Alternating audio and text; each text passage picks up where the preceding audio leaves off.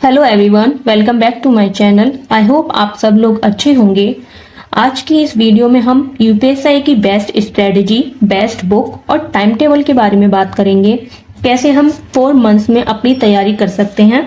इस वीडियो के अंदर हम 5 पॉइंट्स के बारे में बात करेंगे। सबसे पहला है एग्जाम पैटर्न के बारे में, फिर बेस्ट बुक के बारे में, बेस्ट टीचर और टाइम टेबल, और उसके बाद प्रैक्टिस एंड मॉक टेस्ट के बारे में, क्योंकि प्रैक्टिस और मॉक टेस्ट बहुत इंपॉर्टेंट होता है किसी भी एग्जाम के लिए। तो सबसे पहले हम यूपीएससी का एग्जाम पैटर्न देख लेते हैं।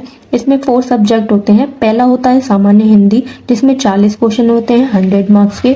दूसरा होता है मूल विधि, संविधान, सामान्य ज्ञान, इसमें भी 40 क्वेश्चन होते हैं 100 मार्क्स के।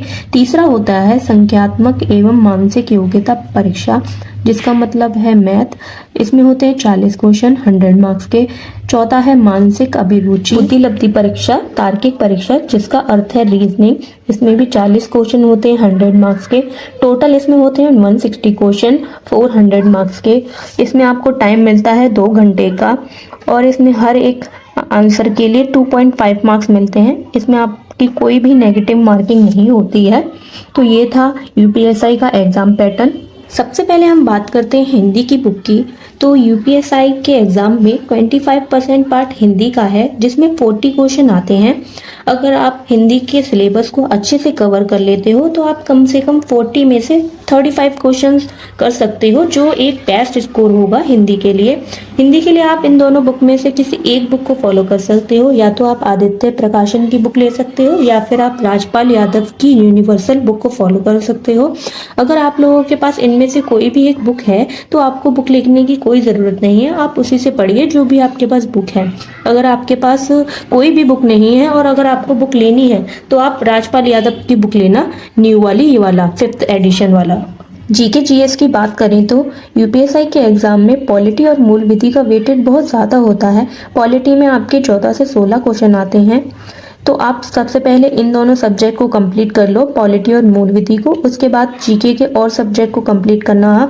पॉलिटी के लिए आप इन दोनों प्लेलिस्ट को फॉलो कर सकते हो।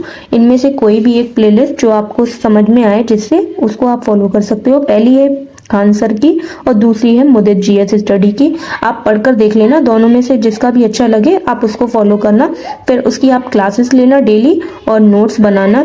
आप इनको कंप्लीट करने के बाद अपने नोट्स से ही रिवीजन करते रहना। पॉलिटी के लिए अभी आपको कोई बुक लेने की जरूरत नहीं है, लेकिन जब एग्जाम आएगा तब आप यूथ पब्लिकेशन की बुक ले सकते हैं PYQ पॉलिटी के लिए। मूल विधि की बात करें तो इसमें आपके 8 से 9 क्वेश्चन आते हैं, जिसके लिए आप राम सर की ये प्लेलिस्ट को फॉलो कर सकते हो, RWA की। और इसमें आप चाहें तो इस बुक को ले सकते हो, यूथ पब्लिकेशन की है। आप इसमें आपको PYQ मिल जाएंगे। जीके के अदर सब्जेक्ट के लिए आप ल्यूसेंट की बुक को फॉलो कर सकते हो, जो कि इनफ होगी। या फिर आप चाहो तो खान सर की प्लेलिस्ट को फॉलो कर सकते हो, जैसे हिस्ट्री के लिए, ज्योग्राफी के लिए, साइंस के लिए। जीके में आपको 2-2 सब्जेक्ट लेकर चलने हैं। पहले आपको पॉलिटी और मूल विधि को खत्म करना है, फिर ज्योग्राफी और हिस्ट्री को, ऐसे ही बाकी के सारे सब्जेक्ट को कंप्लीट कर लेना है। तो ये थी जीके की स्ट्रेटेजी। इसके बाद हम मैथ की बात करें तो मैथ की बुक बहुत सारी है मार्केट में, पर आप मेरे अकॉर्डिंग देखें तो आपका अगर बेसिक बहुत ज़्यादा वीक है तो आप SD यादव की बुक को फॉलो करें।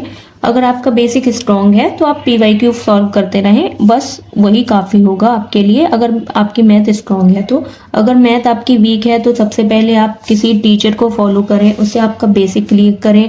फिर SD यादव की बुक से आप क्वेश्चंस को लगाएं, और अगर SD यादव की बुक फिनिश हो जाए उसके बाद आप PYQ क्वेश्चन लगाएं। यूट्यूब पर आप इन टीचर की क्लासेस को फॉलो कर सकते हो। कोई भी बैच लेने की ज़रूरत नहीं है, बस आपको हर चैप्टर के टाइप को सॉल्व करने की ट्रिक और फॉर्मूले पर फोकस करना है, और ज़्यादा से ज़्यादा प्रैक्टिस करनी है क्वेश्चंस की। रीजनिंग की बात करें तो इसमें आपको PYQ बुक को ही फॉलो करना है, इसमें और कोई बुक की ज़रूरत नहीं है। आप जितना PYQ क्वेश्चन को सॉल्व करोगे उतना ही अच्छा होगा आपके लिए। अगर आपको कोई चैप्टर नहीं आता है, आप उस चैप्टर को यूट्यूब से क्लियर कर ले पहले, उसके बाद आप सारे चैप्टर के PYQ लगाते रहें। रीजनिंग के लिए इतना ही इनफ होगा। तो ये थी रीजनिंग की स्ट्रेटेजी। अब बात करते हैं टाइम टेबल की। तो टाइम टेबल हार्स में डिवाइड नहीं करना चाहिए, हमें सिर्फ है ना सब्जेक्ट वाइज ही स्टडी करनी चाहिए, इससे स्टडी अच्छी होती है। तो हमें कैसे स्टडी करनी है देख लेते हैं। चलो, तो आप डेली मूल विधि की एक क्लास लीजिए, नोट्स बनाइए, उसका डेली रिवीजन करिए। ऐसे ही आपको पॉलिटी में भी करना है, क्लास लेनी है और इसी उसका रिवीजन करना है डेली। ऐसे ही आपको हिंदी में भी करना है, चैप्टर के कॉन्सेप्ट को क्लियर करना है, नोट्स बनाने हैं और एमसीक्यू लगाने हैं हिंदी में। रीजनिंग में आपको चैप्टर वाइज पीवाईक्यू सॉल्व करने हैं। मैथ को आपको 2 हार्स देने हैं, हर चैप्टर को आपको 2 घंटे तो लग ही जाएंगे, क्योंकि मैथ में बहुत ज़्यादा टाइम लगता है करने में। मंडे टू फ्राइडे आपको स्टडी करनी है, सैटरडे को आपको रिवीजन करना है जितना भी आपने पढ़ा होगा, और संडे को आपको मॉक टेस्ट लगाना है। मॉक टेस्ट आप टेक्स्ट बुक या फिर RWA पे लगा सकते हो। तो ये थी यूपीएसआई की स्ट्रेटेजी। आई होप बुक से रिलेटेड जो भी आप लोगों के इशू थे वो अब नहीं होंगे। आपको इस वीडियो से ये क्लियर हो गया होगा कि सब्जेक्ट के लिए कौन सी बुक फॉलो करनी है और टाइम टेबल क्या रखना चाहिए हम लोगों को। और कल से मैं यूपीएसआई की टारगेट सीरीज स्टार्ट कर रही हूँ स्टार्टिंग से, तो आप लोग चाहें तो उससे जुड़ सकते हैं, मेरे साथ स्टडी को स्टार्ट कर सकते हैं अपनी।